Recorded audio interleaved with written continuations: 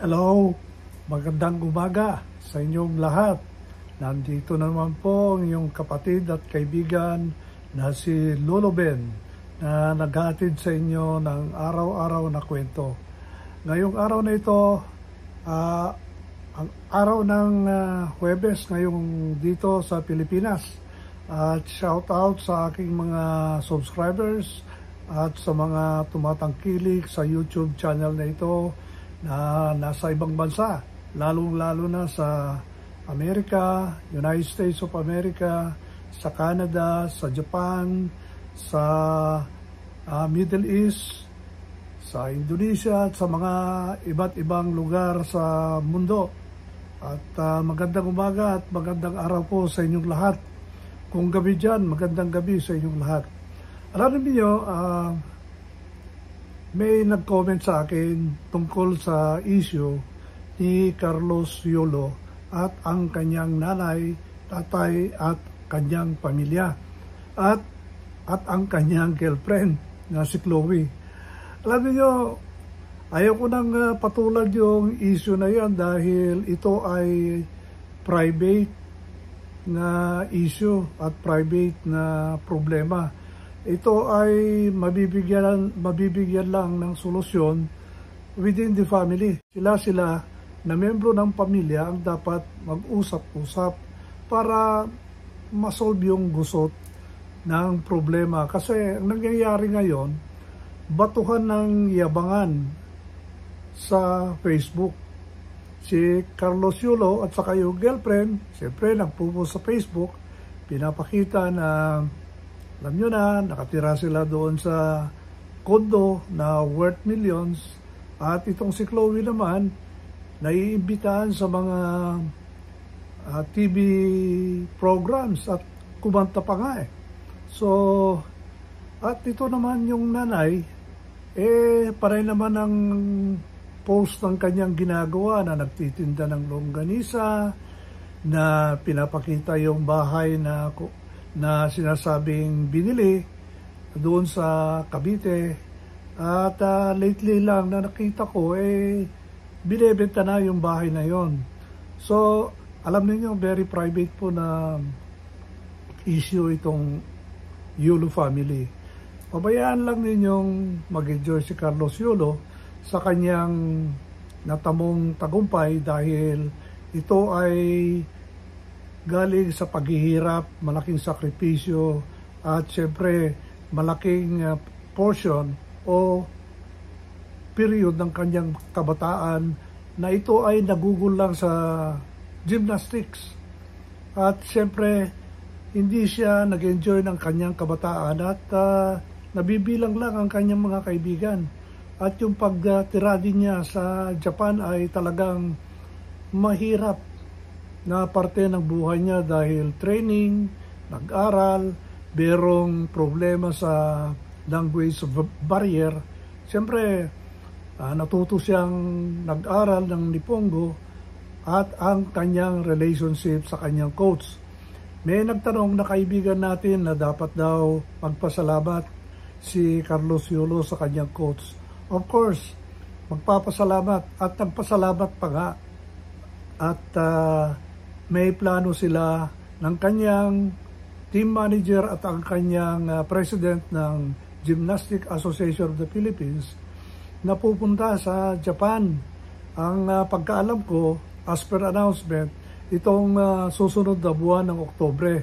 At doon sila pupunta at hindi lang si coach niya ang puntahan niya para magpasalamat, kundi pati na rin yung Gymnastic Association ng Japan dahil sila po ang nagtustos at nagpadala sa kanyang coach dito sa Pilipinas para madiscover siya at sila din ang nag-support sa kanya habang siya po ay nasa Japan. At pabayaan na lang natin itong issue na ito, bigay na lang natin sa mga Yolo family kasi nakikita ko habang sila ay nagpapalitan ng post sa Facebook, lalong dumadami yung mga nagbibigay ng opinion tungkol sa nanay, tungkol kay Carlos tungkol sa girlfriend, tungkol sa tatay, at yung mga pamilya. So, pabayaan natin sila. Sila po ang makapagbigay ng solusyon ng kanilang singgalot sa pamilya. At normal lang po yun. Kasi halos lahat ng mga pamilya, meron namang problema ng mga ganyan na hindi nag-uusap, may tampo sa isa't isa. At siyempre, ang solusyon kasi dito communication. It takes somebody to have the courage to talk and approach one another at saka mag-usap-usap. Alam niyo nung linggo, nung kasagsagan po ng aking Bataan Death March Ultra Marathon Race, ay alam niyo nung 2019, nagkaroon din ng kaguluhan ng grupo namin. At marami pong sumira sa akin at ang aking organisasyon na Philippine Association of Ultra Runners. Siniraan po kami at binas po kami sa Facebook. At kami po ay tumahimik at pinabayaan lang namin at hindi kami sumagot sa mga paratang nila sa amin na kung ano-ano. Pero through time, na-prove na wala kaming ginawang masama at ang aming ginawa ay para lang makatulong sa mga atleta at mapalago ang mga tumatakbo sa ultra marathon. At isang grupo sila ng bus sa amin Ito ngayon, merong isa sa kanila na nagpakita sa amin nung linggo at kinausap kami. Sa loob-loob ko in-appreciate ko naman yung pag-approach niya sa amin, sa aking team, sa akin, at nakiusap at humingi ng apology. So, sabi ko naman, apology is accepted. Let us move on. Kami, kalimutan na namin yung mga pambabas ninyo sa amin, sa Facebook, dahil alam namin ang sarili namin, at alam namin ang totoo at bukas ang loob namin para tumulong sa mga atleta. So yun lang ang sinabi ko, and then ang dami niyang sinasabi and so on and so forth.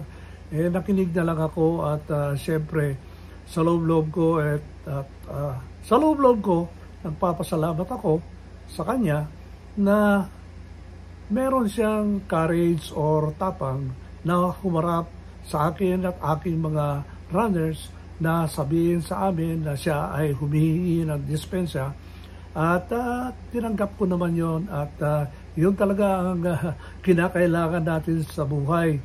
Let us move on, kalimutan natin yung mga nakaraan at kung palagi kang lingon ng lingon sa likod mo, wala kang mapupuntahan at siyempre nandun pa rin yung galit mo sa ibang tao. Ako po ay hindi ganun Ako, pag merong problema at meron akong nakita na ako po ay tama at malinis ang konsensya ko na wala akong binabastos, wala akong tinetake advantage or wala akong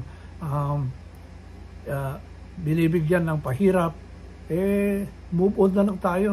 Humarap tayo at move forward and always stay positive. So, ganoon po ang aking ugali at hindi ako nagkikimkim ng galit sa ibang tao. So, maganda yung pinakita at yung isa sa mga buzzers ko noon, akalain mo 2019, 2020, talagang 2 taon na talagang sinisiraan kami sa social media.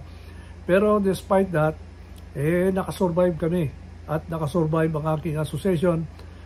Most especially yung event ko na Bataan Death March Ultra Marathon Race, which is 102 kilometers.